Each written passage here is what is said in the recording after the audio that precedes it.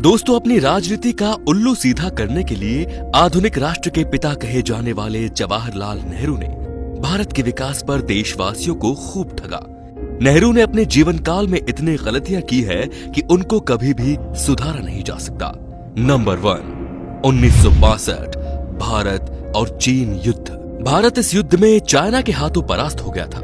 इस हार के कारणों को सही प्रकार से जानने के लिए जनरल हेंडरसन और कमांडेंट ब्रिगेडियर ने भारत सरकार की अगुवाई में एक समिति का गठन किया, जिसमें मूल रूप से भारत के प्रधानमंत्री पद पर मौजूद जवाहरलाल नेहरू को जिम्मेदार ठहराया गया था।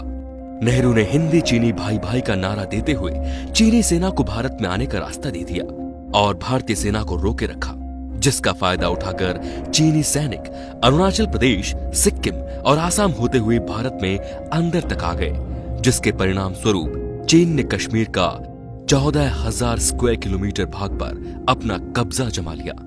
नंबर 2, भारत और नेपाल विलय। अगर भारत नेपाल का विलय कर लेता तो शायद आज देश की तस्वीर कुछ अलग होती।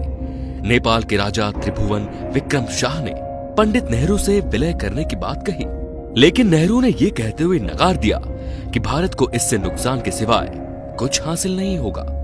नंबर 3, 13 जनवरी 1954 को नेहरू ने भारत का दूसरा कश्मीर कहे जाने वाली काबू वैली दोस्ती की याद में बर्मा को बड़ी आसानी से दे दी, जो कि इनकी सबसे बड़ी गलतियों में से एक है।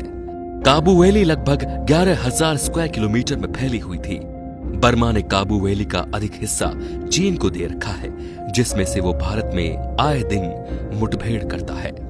नंबर 4, नेहरू वैसे तो बहुत ही राजनीतिक ज्ञानी थे, लेकिन उन्हें क्या पता था कि दुश्मन अपनी मीठी वाणी से दिल में छेद कर अंदर कैंसर की तरह फैलता जाता है। ऐसा तब घटा जब नेहरू की दोस्ती एडविना से हुई और ये दोस्ती नहीं जिस्मानी हो गई थी, जिसके चलते नेहरू ने अपने बहुत सारे राज एडविना को बता दिए, जिसकी वजह से चीन भारत में अंदर आ गया था।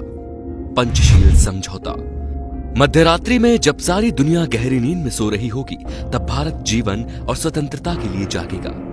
ये शब्द नेहरू के थे। ये कहने के तुरंत बाद नेहरू चीन से दोस्ती करने के लिए बहुत ही उतावले हो रहे थे। उनकी उत्सुकता देखते ही बनती थी कि वे राजनीति के चक्कर में भारत को दुश्मन के हाथों सौंप रहे थे।